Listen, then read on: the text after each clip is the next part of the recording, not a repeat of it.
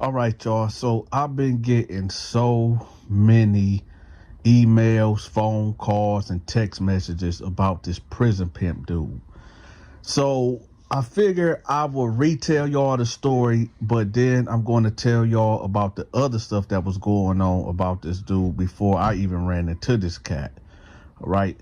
So this is going to be a 3-part series. So y'all make sure y'all click on the link to part 1, part 2, and part 3 because it's too much for me to put all in one story. Okay.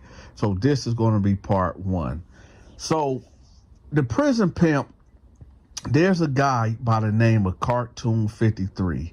He told a story about this guy, and a lot of y'all thought that this was a different guy, but no, this is the exact same guy. So let me refresh y'all about what Cartoon 53 said about this guy. So Cartoon said there was this guy in there, and what he would do, he would basically go, he'd see like a young white boy or a young black dude that he liked, and he would end up getting him put in the block with him or whatever. So what he would do is he would go to one of his other homeboys and tell him, like, listen, here go all my commissary, and I'm gonna need for you to basically, if I have to go to the hole, I need for you to run my stable. Now, a stable, according to him, he had 4 punks, 4 gay guys that was working for him. He was pimping them out. So basically, he said that he'd go to his other homeboy that's in that game or whatever and tell him, like, okay, if I go to the hole, take care of them. So then he said he'd go get a knife and he'd wait till the guy that he trying to pounce on would turn out. He'd go into his cell and throw a knife down on the floor and tell him to pick the knife up and kill him. So, the new inmate would be looking like, what the heck? What you mean kill you? Then he'd tell him, pick the knife up and take my life. So, the new guy would be looking at him crazy like, man, what the heck is going on? So he said that he'd tell him, pick the knife up and kill me. So he said that 9 times out of 10, the inmate just ain't got it in him. So he said that, the guy pick up the knife and then slap the guy and tell him, like, okay, since you ain't want to take my life, this is what we gonna do. I basically own you, and, you're gonna go to this cell, that cell, and you gonna turn tricks for me or whatever, and you gonna give me the commissary, and in exchange, I'm not gonna beat you, and I'll protect you. It's a cold game. Stay out of prison, y'all.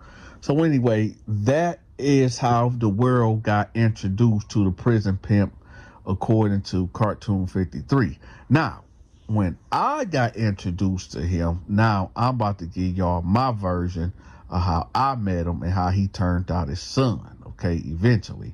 Now, when I came in there, my homeboys put me on game off the rip, because when I came in there, I seen these 4 gay guys grouped up and they was braiding this dude hair. Like, they, all 4 of them, like, one was braiding his hair over here on the right, the other was braiding his hair on the left, another guy was rubbing his feet, and the other one was like giving him an arm massage with lotion. And I'm like, man, what the heck is going on? So my homeboy Al was like, yeah, man, that's so-and-so, man. Yeah, stay away from dude, man, because he ain't right. He ain't right at all. So I'm like, yeah, you ain't even got to tell me that. So that's the first time I seen him, man. I'm looking at him and I'm like, man, this dude is so weird. So the first interaction I had with him was later on that day. So he walked past the cell, right? And I seen the first 2 of his gay guys walked in front of him. And then he come walking there. He peeked his head in the cell. And I'm like, can I help you? He was like, oh, I'm just checking on you to make sure you being adjusted. You need anything? I said, no, I'm straight. I don't need nothing. So he was like, you sure you don't need nothing? Now, at this time, y'all, he got his head peeked into the cell, right? So then I'm like, no, I'm good, man. So he turned his body completely, face forward, like his front was facing me, facing the front of my cell. So he was like, is you sure you don't need nothing? Now at this time, y'all, he's not standing in my cell. He's standing directly in front of my cell. So I said, no, man. I said, I'm good, man. I don't need nothing. So he stepped 1 foot in my cell. Now, right now, what he's trying to figure out, am I, a hardened convict? Have I been locked up before? Because he know for a fact, as long as he been locked up, he knows that you need permission from the person that's in that cell to come in the cell. So right now he testing the water. So all you new inmates out there that might be listening, always understand this. Never let a man come into your cell without permission, okay? And these dudes, if you give a dude a small inch, he gonna take 1,000,000 miles. And they bank on you being a novice. They bank on you being naive when you come to prison, so they can run these prison game tactics on you. So anyway, when he put that 1 foot in, I jumped up. I was like, yo, what you doing? He like, well, what you mean what I'm doing? I said, why are you in my cell? Then he stepped his foot back. He was like, oh no, I was just checking your temperature. Ha ha ha ha. Then he walked off. So I'm thinking to myself, like, yeah, this dude gonna be a problem. He definitely gonna be a problem. So then I leave up out the cell and I see him down to the right. Now he may be about 5 cells away from me to the right. So him and the 2 punks that I told y'all about, they all down there to the right and they just talking, but they looking this way. So then I goes to the left and I go down a tier and I go holler at my homie Al. I'm like, Al, man, you know this fool just tried to walk in my cell? He like, who? I said, dude. He was like, man, you wanna take him out? I said, no, just chill. I said, matter of fact, give me a banger. So he was like, all right, give me a minute. I ain't got one on me, but I can go get one. I said, all right, hurry up. So then Al went off. And so he went to go get a banger. So he came about 15 minutes later and hit me off with one. So he said, what you want to do? You want to go hit him up or whatever? I said, nah, I'm just going to see what's going on first. So he was like, all right, let me know. So I go upstairs and I walk up towards him. I'm like, hey, can I talk to you right quick? So then one of his punks was like, what you want to talk to my man about? So then he was like, hey, man, shut your mouth. Shut up. What's up? I said, hey, listen, man, I already heard about you. I already know how you get down up in here, and I'm just letting you know, man, I'm not with it. This ain't my first time being locked up. I already know how this stuff type of go. If we got to fight or whatever to get this out the way, we can go ahead and do that. He was like, oh, no, man, it ain't nothing like that. It ain't nothing like that, man. I know you a solid dude, man. I know you don't get down like that, man. No, I was just saying that you need anything because, I just seen that you was a new guy in here. You didn't have much in your laundry bag or anything like that. So I figured I hit you off with a couple soups, a couple honey buns, and you get me back on store day. I said, listen, man, with all due respect, I'm straight because I'm good, man. I can wait. I'll wait till my people send me stuff. So he like, all right, man, cool. I mean, shoot, it's whatever, man. It's whatever.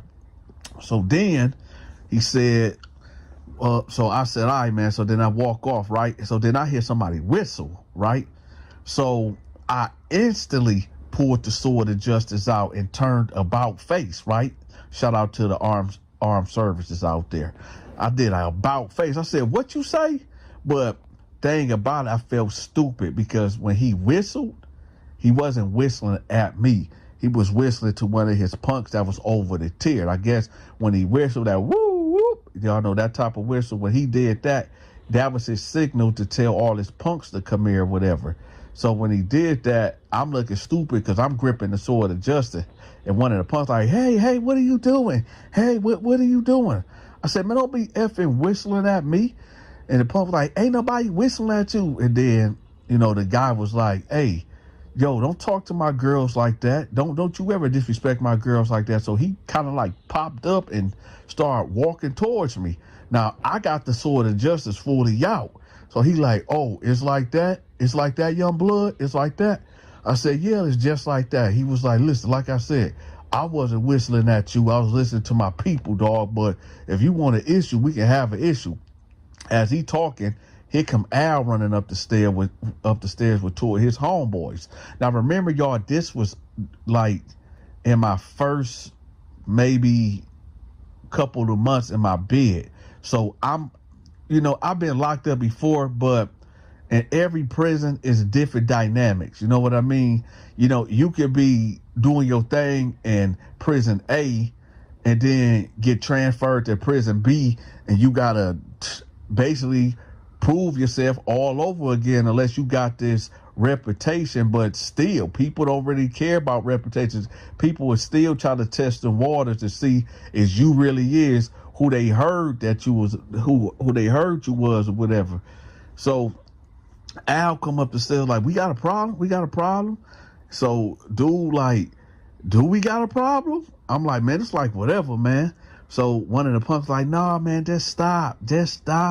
Come on, man, don't stop. Just let it go. He talking to his man. Just let it go. Just let it go.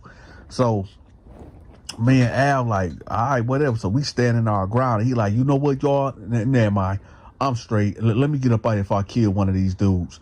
So I'm like, what? Kill me, then? Now I'm gonna tell y'all what I was thinking about was rushing this dude, because remember, y'all, we on the second tier, and it's about maybe 12 feet that's under us, 12 foot drop over the tier, right? So I'm thinking to myself, like, if I rush this dude, he going over the tier.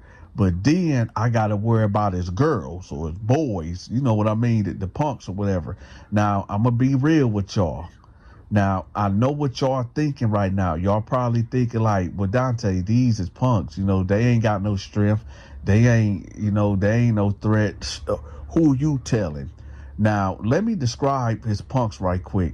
None of these dudes looked weak. And when I say weak, none of these dudes, except for one of them, was scrawny. Just one was scrawny. The other ones was like 5'10", 5'11". They weren't wearing no 2-something, but they was like athletic built, like maybe weighed 180, 190. But you could tell somebody of them got scrap in them, right? Like, you know what I mean? So I'm thinking like, and at this time, y'all, I'm 5'11", 225. So, and Al over here, Al 6'1", and he about 250. So I'm like, okay, we can handle these guys or whatever. Plus, we had the sword of justice. So I'm like, nah, we just gonna leave it alone, right? So me and Al duck off and we go back downstairs, all right? So then we go hit the yard. So we walk in the track, and then here he come. Now, this how he was programming. How he would do it, he would have all four of his boys, all four of his gay guys, walk in front of him like he like this king or something or whatever, like he King Joffrey Joe off of Coming to America, minus throwing the flower petals, the rose petals, right? So he walking, and that's he walking, and they just walking with it. I'm just looking at him like, man, this is crazy. So he get over there talking to his other homeboys, and the gay guys, they go over there and they just doing hopscotch, jump rope, patty cake bakers, man. I'm talking about they look like 4 little schoolgirls, but they men. And just over here just cackling, laughing, giggling. And I'm like, man, these dudes wild, right? So now dude is talking to his homeboys. So I noticed they keep looking over here at me and Al homeboy. So then one of the dudes, he like run up over there with over us. He said, hey, my homeboy want to talk to you. And he looking at me. I'm like, what do he want? He like, no, he just want to clear up some misunderstandings that y'all might got going on, so it won't be no problems from here on out. So as he talking, I noticed he clutching. And when I say he clutching, he got that sword of justice on him. So I'm looking at him like, man, these dudes probably try to poke me up. So I'm like, all right, here I come. So Al them look like, you want us to come with you? I said, y'all, just stand by. Stand down and stand by. So they like, all right. So I walk over there, and he like, hey, listen, young blood, listen, I know you new here. I understand you probably did some time or whatever, but listen, you don't disrespect my women like that because, I don't play that. I know you just got here and all, and I know stuff can go to 0 to 100 real fast. So, you gonna have to start showing some respect. And I'm like, what you mean show respect? I'm not respecting no dude that's in here punking no man. He said, hey man, who's you talking to? So as he getting off the bench, his guys walking up too. So my guys start running up. Everybody approaching each other, and then here come the punks.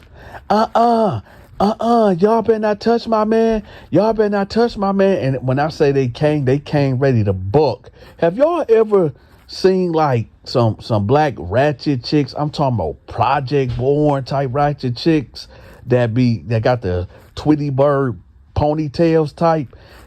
I'm talking about they like, you better not touch my man. Y'all better not touch my man. So it threw me off because, back in the streets and even in the penitentiary, man, it's like you do not fight or argue with a homosexual. You know what I mean?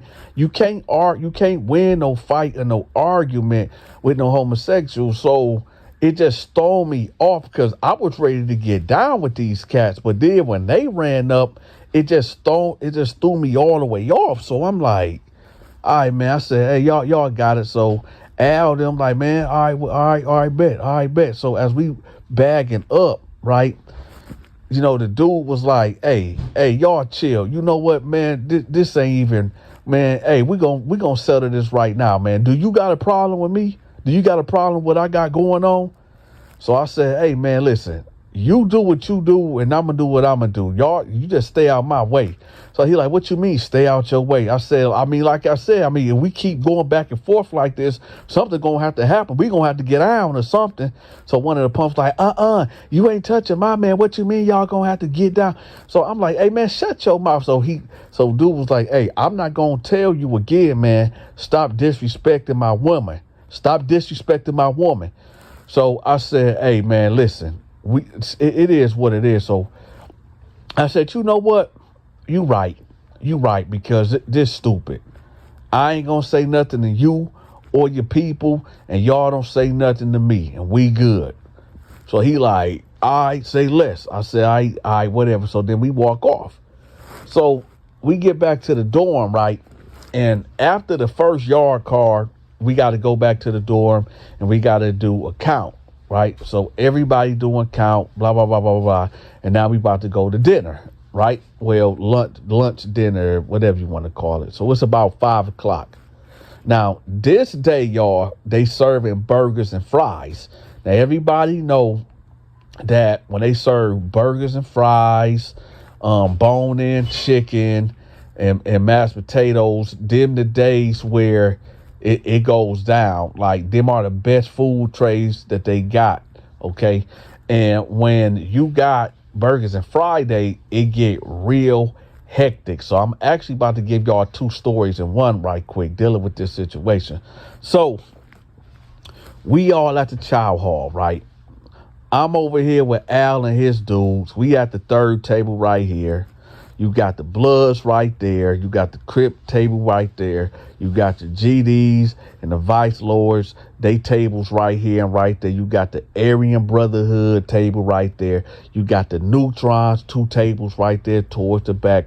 And you got the others like, Chinese people, Asian people, Native American people like that. They got their table right there. Now, this is the second story inside the story, but we're finna get to it. And then we're going to get to when the prison pimp, the guy we were talking about, pimped out his own son. Now, here we go right here. So now, when you owe somebody a tray in prison or you owe something and it's not in a package, never, ever take your bare, nasty claws and pick it up and give it to them, because that's a straight violation. Now, so at the Neutron table, right, and you could call me a Neutron too, okay? So at the Neutron table, this Blood dude, he ordered this dude like a mountain of fries. He ordered him 4 trays worth of fries. So basically, when everybody get their food unless you're not into gambling and owing people stuff, you just go eat your food. You gonna be satisfied with what you got on your plate. You might be like, hey, I give you my burger, or for like your fries and maybe a breakfast tray, or a honey bun or a bag of chips or something like that, right? So, but if you ain't into all that, just eat your food. So there's this blood dude that owed this neutron. He owed him like 4 trays of French fries, right? So he's going around getting the people coming to him, everybody coming to everybody, dumping, they food on whoever trays and stuff like that. Then you got your spork to like divvy off what you need to give to people, whatever. So the blood dude got this mountain of fries, y'all. So he come to the neutron dude. It's like, hey, I got your fries for you. So he like, all right, put it right here, because he already had like 3 trays full of fries or whatever. So he takes his bare nasty hands, and scoop up the fries and put it on the dude's plate, right? So he like, hey, man, what is you doing? He like, what you mean what I'm doing? He said, why did you just touch my fries like that? He like, what you mean? He said, dog, why would you touch my fries? So the Bloods over here at the table looking over there like, man, what's going on over there? So he like, hey, man, I gave you what you needed, man. What you got an issue or something? You got an issue? He's like, yeah, mother F, I do got an issue. So he swing at him, right? And now they fighting. So then 2 Bloods jump up, and they jump over there, and they end up jumping the neutron, right? So they stumping him out. So the guards run up in there. Now this is where it's about to get crazy. So you got the prison pimp over here. He in the corner. Him and his girls just got up. But y'all know, girls, boys, whatever you want to call them. They done got up. Now I seen this with my own 2 eyes. When the fight was going on, the girls, the gay guys, was grabbing people hamburgers, right? And they was stuffing it inside they uniform or whatever, like, right here. Like I could only imagine they putting it under their armpits or whatever. So I seen this with my own 2 eyes, right? So everything, after the dust settled, the guards come in there, they break it up, they shut it down. We all gotta go, right? As soon as we get back to the door, 2 Bloods approach one of the punks like, hey, go get what's the name? And they like, for what? It was like, because no, we ain't even talking to y'all. Just go get what's the name? They talking about the prison pimp or whatever. And they like, what you want with him? So he like, hey, what's up? Y'all looking for me? Y'all looking for me? They like, hey, yeah, man, you owe us. And he like, what you mean I owe y'all? He like, you owe us, man. Your little girlfriends took our stuff. And he like, what you mean my little girlfriends took our stuff? He like, yeah, they took our stuff. So he was like, what did they take?